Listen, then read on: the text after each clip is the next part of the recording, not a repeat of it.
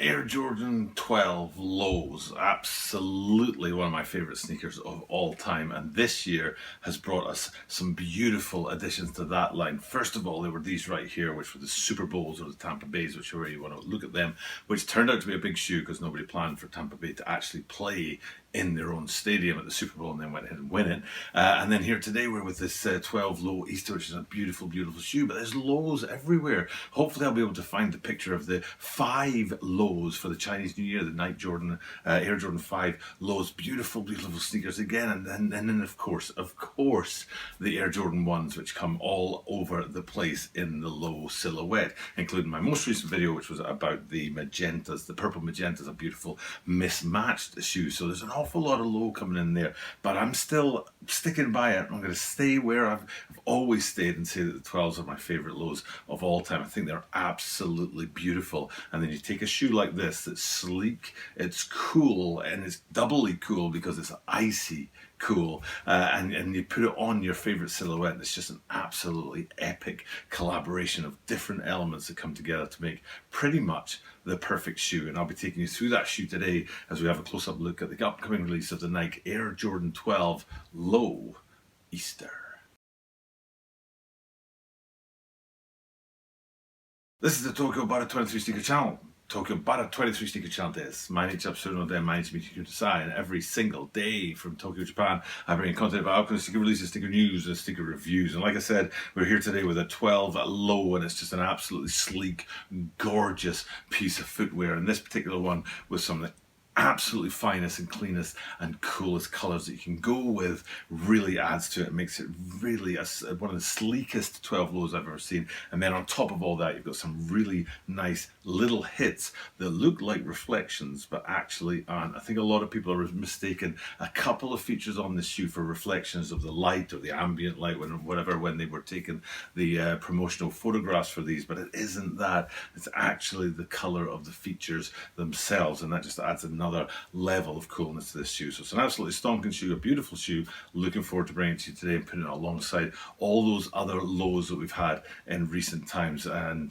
with the Jordan 1s, I don't know, it's kind of an established low. Everybody knows what it looks like. It's basically the same as every sort of Jordan 1 you've got out there, and nobody really needs to sort of take a second look. But then when you get anything above that, it's kind of unique. You're sort of like, wow, maybe the 4s. I think people are usually more surprised when they see a Jordan 4 high or mid than they are when they see a Jordan 4 low, because that's kind of the established sort of silhouette for that particular one. But the rest of them, pretty rare. So when you saw those Jordan 5 lows for the Chinese New Year, that was a surprisingly really, really nice. And there's a bunch of other ones. Actually, I hadn't thought about this, but I can't remember where they fall. I know they fall in that 6, 7, 8 kind of bracket. That the couple of lows I saw in there, and I was kind of like, actually they're a little cooler than I thought they were. So there seems to be a little push at the Jordan line to get the low ones kind of kicking off a little bit more than they have in the past. So maybe we're going to see a year of the lows,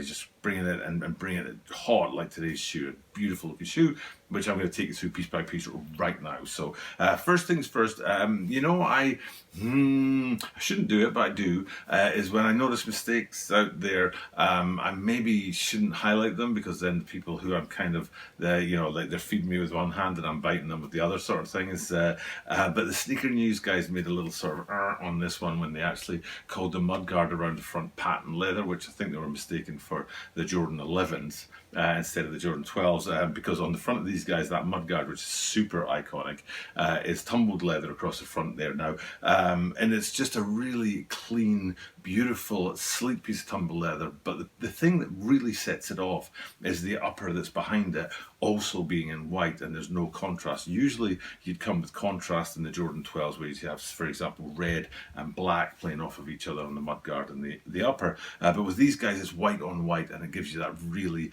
clean, icy feel, especially when you get those blue hits, which we'll get into in a minute. So first things first, that mudguard down there is not patent leather, as Sneaker News said. It's tumbled leather, and it's absolutely beautiful and very, very very clean. It's got a kind of matte finish to it, which is contrasted with some parts of the rest of the shoe that have a more glossy feel to them. It's one of the nicest features on the 12s. And then coming back from that, you get to that classic 12 silhouette. Now, sometimes, especially when you look at the LeBron line, not always does the LeBron low match the LeBron high, and especially the last two variants of that, the 17s and the 18s, have been very different, the highs to the lows. And it's one of the things I kind of appreciate about the Jordan line, that if you take this, for example, the 12 low, that is very much just the high but with the top bit cut off sort of thing.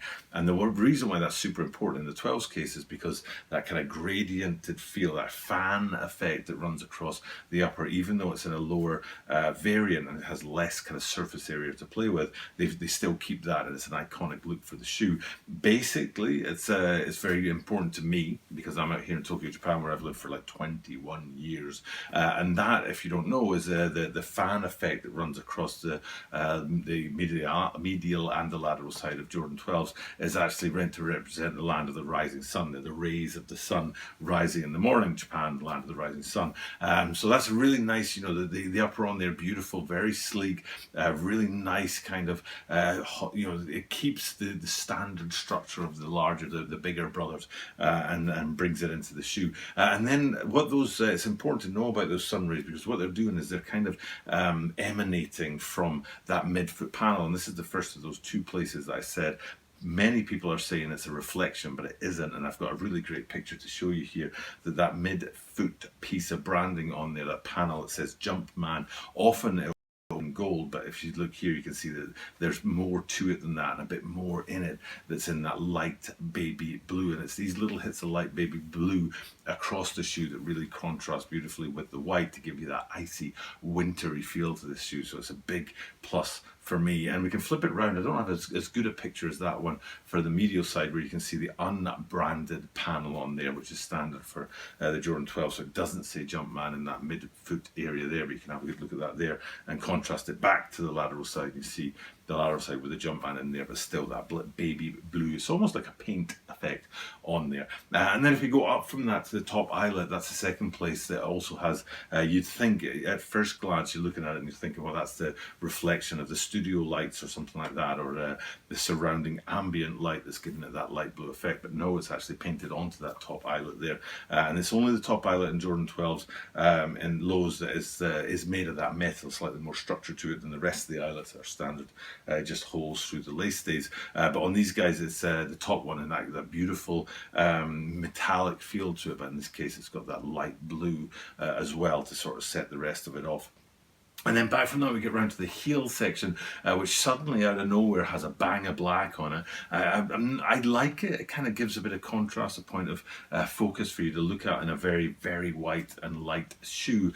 But also I'm kind of like, you know, why black? What's that got to do with the rest of the shoe? It's just sort of stands out maybe a little too much. So I don't know what they could have gone with back there. I don't think light blue would have done it. It would have been too light. You needed something darker. So maybe a darker grey, but the black just seems awful sort of dark to contrast the rest of the shoe. And then below that, just where the heel rolls up from the outsole onto the midsole, you can see a white 23 on the light blue sort of semi-translucent midsole unit. And speaking of that light blue semi-translucent outsole unit, let's have a look at that. You'll be able to see it right here.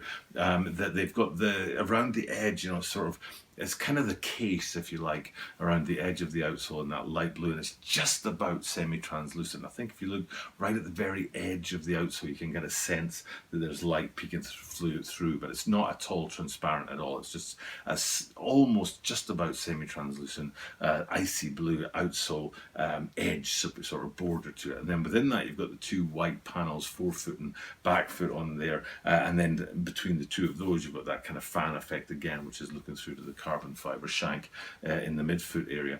Then a sort of odd choice at the front. I don't know if they had a problem finding better colours than these, but there's a kind of aqua feel about the Jumpman and the 23 at the front, the Jumpman that rolls around on the toe roll, and the 23 in that tiny little tab beside it there. It isn't quite icy enough. There's too much aqua, too much blue in it for my liking, and it needed a little bit more in the light blue style than the sort of translucent blue of the rest of the outsole. It would have done it well there, but still, that's a tiny detail on an otherwise beautiful shoe. Now, the last thing I want to do is I want to talk about what's going on in the tongues, because I can't remember. I read it and it said, it told me what was going on in the tongues, and I remember thinking I had to bear that in mind, and I completely forgotten. But this is the advantage of shooting in front of a green screen, so it doesn't matter if I forget. I can just show you what the tongues look like, and you get an idea of the branding that's going on up there, the colours that play off each other. There's a great finish to it. And I think I'm right in saying that the tongues have a soft leather feel to them as well, which adds another element of class to these shoes. So all in all, just a really classy shoe, a really nice iteration of the Jordan 12 lows. It's a great shoe all by itself, but this icy, like sleek, cool colorway really lends itself well to this particular silhouette. It's an absolute 10 for me. A beautiful, beautiful shoe. Coming on April the 3rd, so right around about Easter time. We're shooting this video March, is it the 19th today? I think it's the 19th. And so we're about 2 weeks in advance. The video probably will go up on the 22nd, 23rd. So about 2 weeks before the drop date. So if you're interested, hopefully that's helped you have a look at the shoe and get an idea of what's going on. But all I have to do now is just to finish up this video. Thank you guys for checking out the content. I generally, I don't know, I remember saying years ago that for me it was Jordan 4s, then Jordan 12s, and then was it Jordan 13s I used to say. But these days Jordan 3s have come up really high in my estimation in recent times, and I would say maybe even my favorite Jordan silhouette is now Jordan 3s, and then 12s are still in second place, and 4s have actually dropped down to third place on my list of favorite Jordan silhouettes. But we're talking like iconic shoes, so you know it's like 100%, 99%, 98%. You know, it's they're still just beautiful shoes and very iconic, and these Jordan 12 lows fit right in with that. Okay, the only thing that's left for me to do is just to sign off, finish up the video, and thank you guys for checking out the content. So I'll just say what I say at the end of every single video, which is that I do this every single day. So you are guaranteed to see me tomorrow.